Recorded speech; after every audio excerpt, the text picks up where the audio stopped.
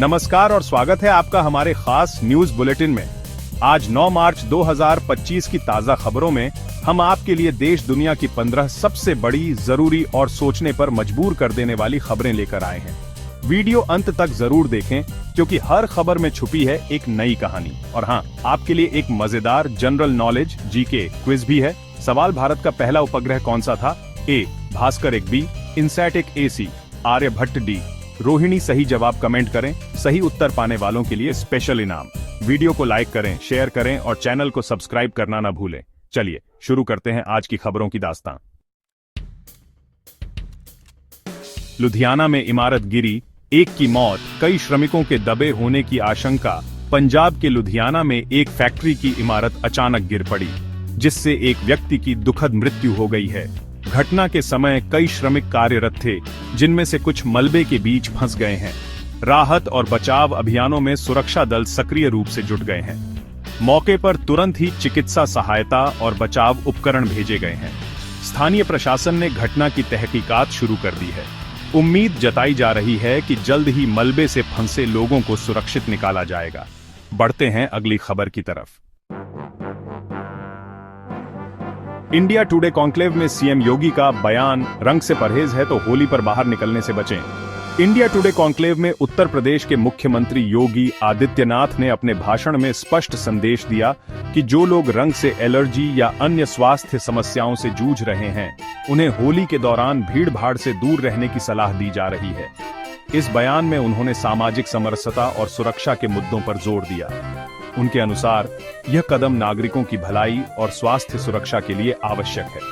यह संदेश स्वास्थ्य विशेषज्ञों द्वारा भी सराहा जा रहा है और आगे की कार्यवाही की तैयारी की जा रही है। बढ़ते हैं अगली खबर की तरफ। मणिपुर में हिंसा, 1 की मौत, 27 सुरक्षाकर्मी घायल। मणिपुर के कांगपोकपी जिले में अचानक हुई हिंसा ने लोगों में घबराहट पैदा कर दी है। इस घटना में एक निर्दोष व्यक्ति की मृत्यु हो गई है, जबकि 27 सुरक्षाकर्मी घायल हो गए हैं। इलाके में असामंजस्य की स्थिति बनी हुई है और तत्काल सुरक्षा बल को बढ़ा दिया गया है। स्थानीय प्रशासन ने स्थिति को नियंत्रित करने के लिए अतिरिक्त बल तैनात किए हैं। जांच टीम घटना की तह तक जाने में जुटी है और पीड़ितों को चिकित्सा सहायता प्रदान की जा रही है। प्रशासन से निवेदन है कि जल्द से जल्द स्थिति पर नियंत्रण पाया जाए। बढ़ते हैं अगली खबर की तरफ। दिल्ली सरकार की महिला सम्मान निधि योजना, महिलाओं के खाते में 2500 रुपये की आर्थिक मदद। अंतर्राष्ट्रीय महिला दिवस के अवसर पर दिल्ली सरकार ने महिलाओं के लिए एक नई पहल की शुरुआत की है, महिला सम्मान निधि योजना। इस योजना के तहत जरूरतमंद महिलाओं के खातों में प्रत्यक्ष रूप से 2500 रुपये की राशि जमा की जाएगी। यह कदम महिलाओं की आर्थिक स्वतंत्रता और सामाजिक सुरक्षा को बढ़ावा देने के उद्देश्य से उठाया गया है। सरकारी अधिकारियों ने बताया कि इस पहल से हजारों महिलाओं को राहत और सशक्तिकरण मिलेगा। योजना के लाभार्थियों का चयन पारदर्शी प्रक्रिया के तहत किया जाएगा और नियमित समीक्षा की जाएगी। बढ़ते हैं अगली खबर की तरफ। आतिशी का पीएम मोदी पर हमला, दिल्ली की महिलाओं को नहीं मिले 2500 रुपये। दिल्ली विधानसभा में विपक्ष की नेता आतिशी ने प्रधानमंत्री नरेंद्र मोदी द्वारा दी गई गारंटी पर कड़ी टिप्पणी की है। उनके अनुसार दिल्ली की महिलाओं को वायदे अनुसार 2500 रुपये नहीं मिले हैं। उन्होंने इस मामले को जुमला बताते हुए सरकार पर सवाल उठाया है। घटना के बाद विपक्ष ने तुरंत ही जवाबी बयान जारी किया है। इस मुद्दे पर राजनीतिक चर्चाएं तेज हो गई हैं और विरोध प्रदर्शन की उम्मीद जताई जा रही है। राजनीतिक विश्लेषकों का मानना है कि यह मुद्दा आगामी दिनों में और चर्चा का विषय बनेगा। बढ़ते हैं अगली खबर की तरफ। तेलंगाना सुरंग हादसे में फंसे 8 मजदूरों का पता लगाएंगे, रोबोट। 4 करोड़ रुपए का आएगा खर्च। तेलंगाना में एक सुरंग हादसे के बाद 8 मजदूर फंस गए हैं, जिनकी खोजबीन में तकनीकी सहायता के लिए रोबोट का उपयोग किया जाएगा। इस खोज अभियान में कुल 4 करोड़ रुपए का खर्च आने का अनुमान है। अधिकारी बताते हैं कि आधुनिक तकनीक की मदद से मुश्किल स्थानों तक पहुंचना संभव होगा और बचाव कार्य में तेजी आएगी। स्थानीय प्रशासन ने तकनीकी विशेषज्ञों की टीम गठित की है और राहत सामग्री भी उपलब्ध कराई गई है। इस कदम से मजदूरों की सुरक्षा सुनिश्चित करने का प्रयास किया जा रहा है। बढ़ते हैं अगली खबर की तरफ। ललित मोदी ने छोड़ा भारतीय पासपोर्ट, वनुवातु की नागरिकता ली। एक चौंकाने वाली घटना में ललित मोदी ने भारतीय पासपोर्ट सौंपकर वनुआतू की नागरिकता ग्रहण की है। यह द्वीपीय राष्ट्र प्रशांत महासागर में स्थित है। उनके इस कदम ने राजनीतिक और सामाजिक माहौल में हलचल मचा दी है। विशेषज्ञ इस निर्णय के पीछे के कारणों पर चर्चा कर रहे हैं, जबकि आम जनता में भी उत्सुकता बढ़ी है। अधिकारी बताते हैं कि यह कदम निजी और राजनीतिक कारणों से प्रेरित हो सकता है। वनुआतू की नागरिकता लेने से उन्हें नए अवसर प्राप्त होंगे और अंतर्राष्ट्रीय स्तर पर उनका दृष्टिकोण बदल सकता है। बढ़ते हैं अगली खबर की तरफ। तेलंगाना सीएम का केंद्र पर हमला। मोदी जी को टोकने के लिए मैंने हिंदी सीखी, इसे थोपा न जाए।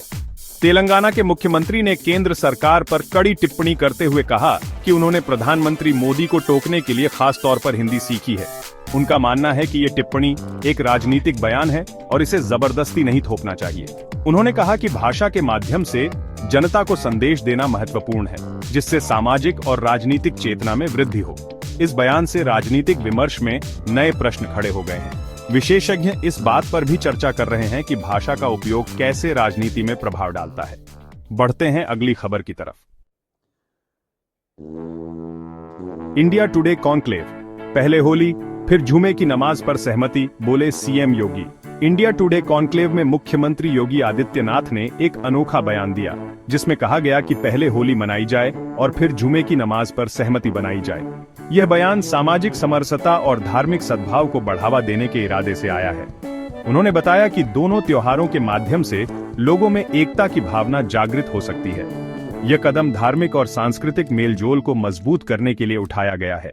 राजनीतिक और सामाजिक विशेषज्ञ इस बयान का स्वागत कर रहे हैं। बढ़ते हैं अगली खबर की तरफ। पीएम मोदी इस सदी के सबसे यशस्वी नेता, इंडिया टुडे कॉन्क्लेव में बोले सीएम योगी। इंडिया टुडे कॉन्क्लेव में मुख्यमंत्री योगी आदित्यनाथ ने प्रधानमंत्री नरेंद्र मोदी की प्रशंसा करते हुए कहा कि वे इस सदी के सबसे यशस्वी नेता हैं।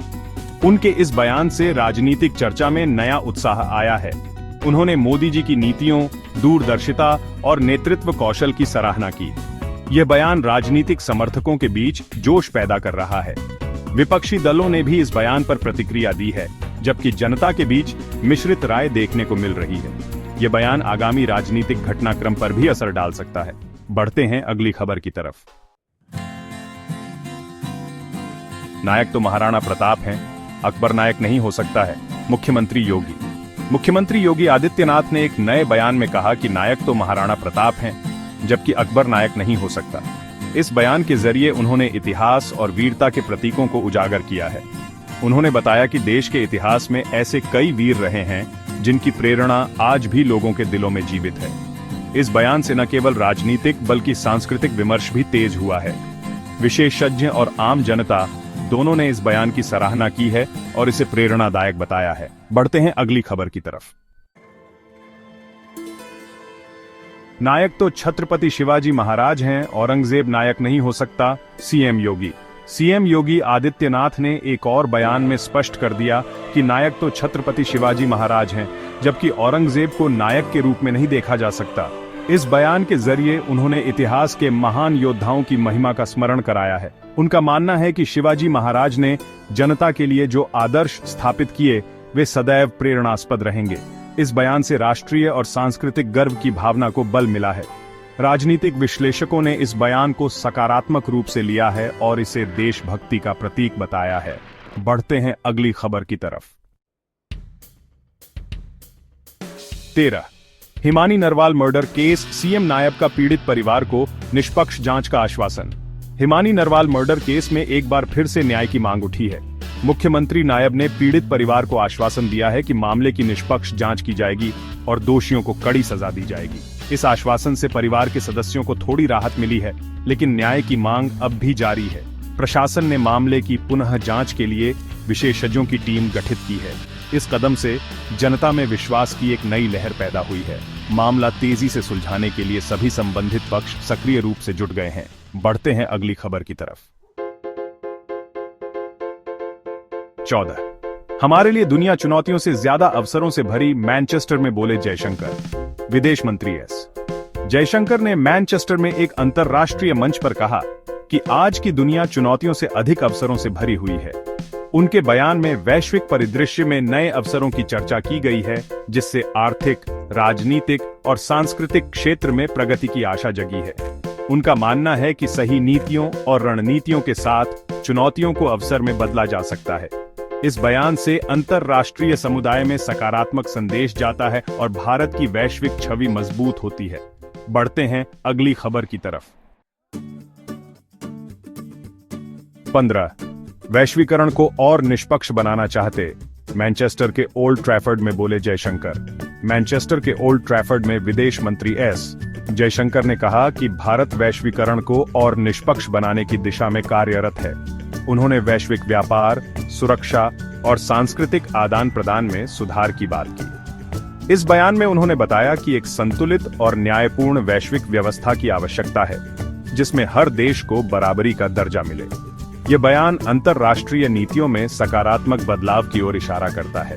विशेषज्ञ इस कदम को भारत की अग्रणी भूमिका के रूप में देख रहे हैं। बढ़ते हैं अगली खबर की तरफ। कैसी लगी आपको आज की ये खास और विस्तृत खबरें? अपने विचार और जवाबों को कमेंट्स में जरूर साझा करें। अगर वीडियो पसंद आया हो तो लाइक, शेयर करें और अगर अभी तक चैनल को सब्सक्राइब नहीं किया है तो सब्सक्राइब करें। घंटी के निशान को भी दबाना मत भूलिएगा ताकि हमारी हर नई वीडियो की सूचना आप सबसे पहले पा सकें। मैं जल्द ही फिर आऊंगा ऐसी ही रोचक और महत्वपूर्ण खबरों के साथ। तब तक के लिए जय श्री राम, जय हिंद, वंदे मातरम।